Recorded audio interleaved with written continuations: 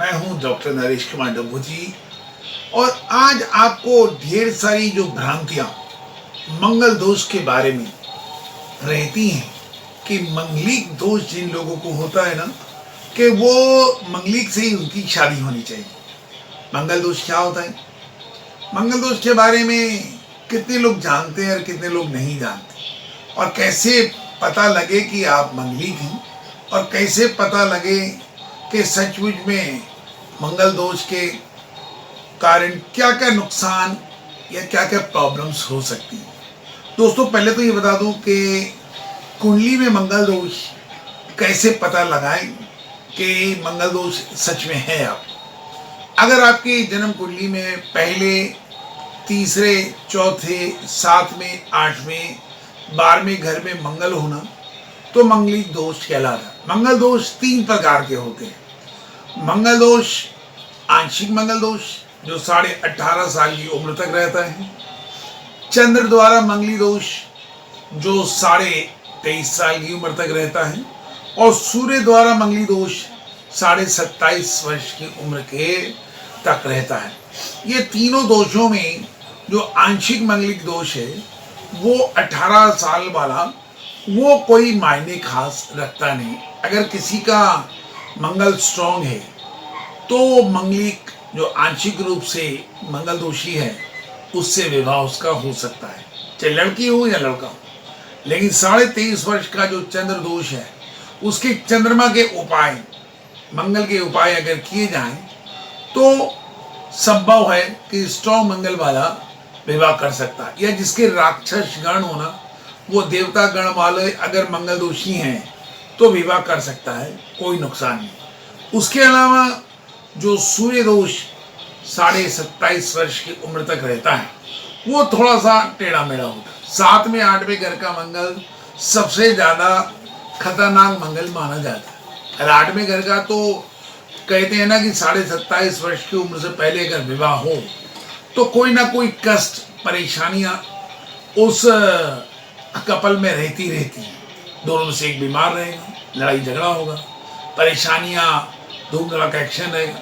Even लोग तो यहाँ भी कह देते हैं कि अगर सूर्य से मंगली हो और एक नॉर्मल प्राणी से विवाह हो तो दुर्घटनाओं के जो योग है ना वो काफ़ी ज़्यादा खतरनाक रहते हैं, और उसमें दिमागी तनाव और अशांति बहुत ज़्यादा होने के चांसेस रहते हैं।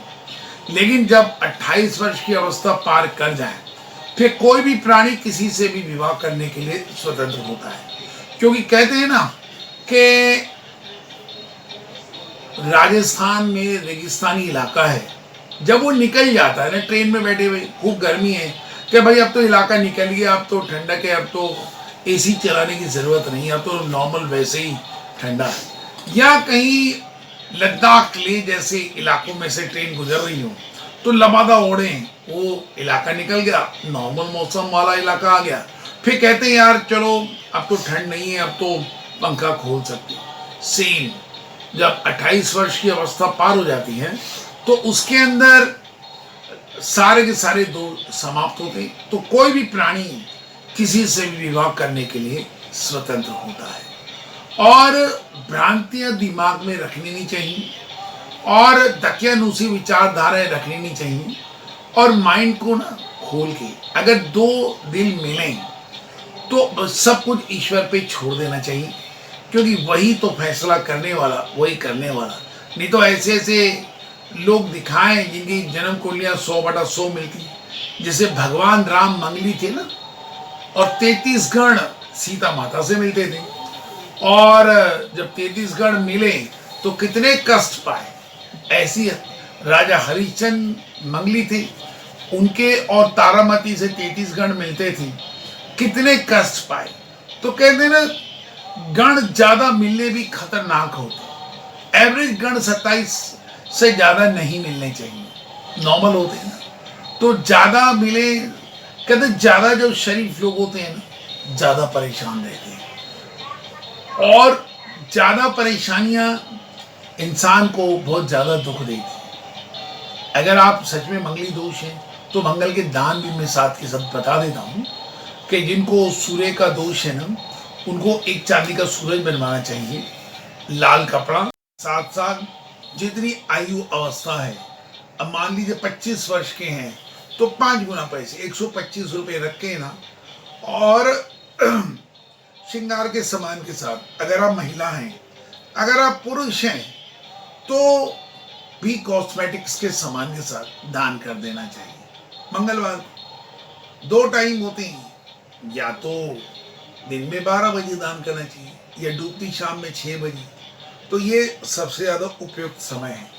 और साथ ही ना आपको बजरंग बली का नमन और अर्चना करनी चाहिए। तो कभी मंगल दोष आपको कभी कुछ कहेगा नहीं। आपको जान को आश्चर्य होगा, जिनका शनि गड़बड़ होता है, अगर वो लोग मंगल की पूजा करें ना, तो भी भगवान शनिदेव की जो कुदृष्टि पड़ती नहीं, और उनके जो दुष्प्रभाव हैं वो भी आपको परेशान नहीं करते। तो ये था मंगल दोष की भ्रांति के बारे में आपके जो विचारों का जो तूफान जो आता था कि उफ ये होगा वो होगा तो कैसे करेंगे, तो कभी दकियानुसी विचारधाराओं में ना पड़ें और अपने मनपसंद जीवन साथी से विवाह करें। सुख ही सुख। जय मंगल देव।